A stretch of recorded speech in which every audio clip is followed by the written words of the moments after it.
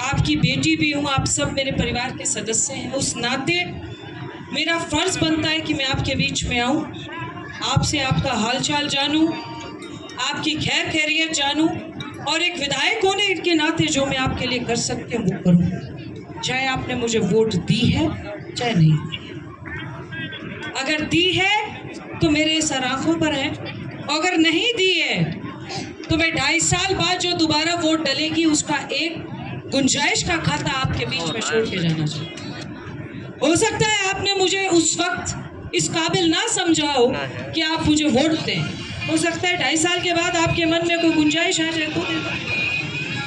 क्या है कि भारतीय जनता पार्टी से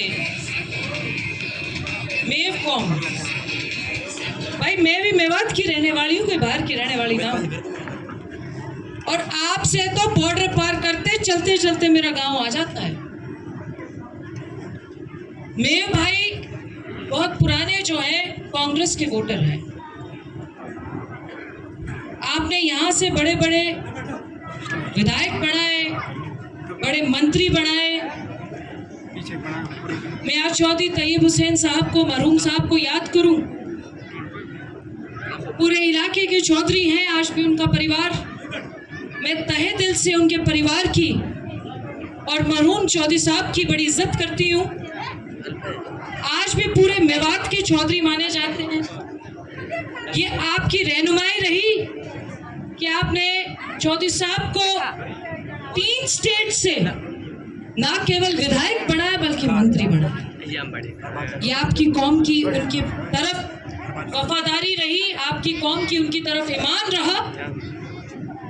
मैं उनके खानदान की, उनकी बड़ी इज्जत करती हूँ और ताउम्र करती रहूंगी। मेरे परिवार के उनके परिवार से कम 50 साल की बैठक है।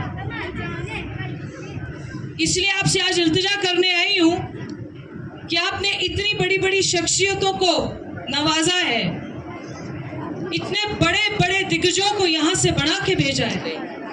एक बार आप भारतीय जनता पार्टी पर, बीजेपी पर यकीन करके देखिए। कभी हमारी जुबान से, कभी हमारे अखलाक से, कभी हमारे किसी काम करने की शैली से आपको नहीं लगेगा कि हम किसी तरीके का फर्क करते हैं। जब मैंने चुनाव लड़ा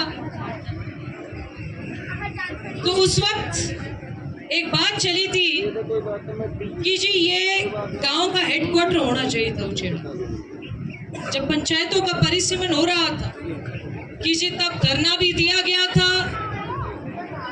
लोग, गांव वाले जो हैं वो गए भी थे। कांग्रेस के आपके विधायक थी, मंत्री थी, उनसे इल्तिजा भी की थी। किसी वजह से हमारी सुनवाई नहीं हुई। आपने मुझे वोट नहीं दी, मैंने फिर भी आपके मन की बात पढ़ी और इसको हेडक्वार्टर बना के आपके बीच में दे दिया।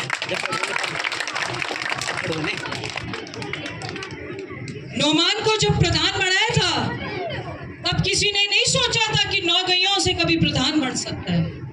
पहली दफा आपके बीच में एक मिसाल पेश की थी कि 9 गैयों से भी किसी को हम उठाकर, जो एक आम परिवार से आता है, जिसका राजनीति से इतना ताल्लुक नहीं है, जो अपनी जीवन को व्यवसाय के तौर पे गुजार रहा है, उसको हमने बिना किसी सिफारिश से, और उसको बता रही हूँ जिसने हमें वोट भी नहीं दे रखी, पंचायत समिति का प्रधान बनाया।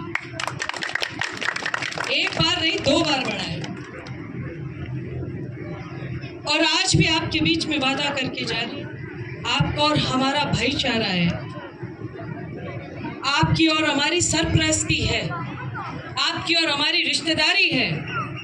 हमसे जो जायज काम पड़ेगा आपके बीच में ऐलान करके जा रही हूँ, वायदा करके जा रही हूँ। जिम्मेवार व्यक्ति हूँ, अपनी बात से पलट नहीं सकती। पूरी बिरादरी बैठी है, हमारे बड़े चौधरी साहब बैठे हैं, हमारे इलाके के बुजुर्ग बैठे हैं। जो काम आप मेरे दरवाजे पे दोगे उसको पूरा करके दूंगी, इसका वादा करके आपके बीच में। हो सकता है कि आपका विश्वास और यकीन आज भाजपा पे कम हो। भाई बुजुर्गों, जा कहीं ना रही बीजेपी अगले कई साल जा कहीं ना रही। हो सके आपको बुरी लग सकती है बात, है? हो सके मन को बुरी लग सके बात, कि भाई हमले तो भाई बीजेपी पे, हम पे तो करंट लगे।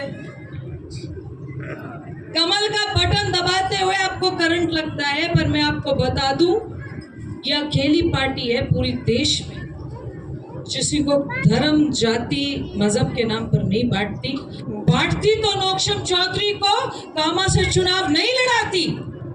अगर धर्म, मजहब के जात पे बांटना होता, बांटती नहीं है, इसलिए हमको चुनाव लड़ाना आपके बीच में है।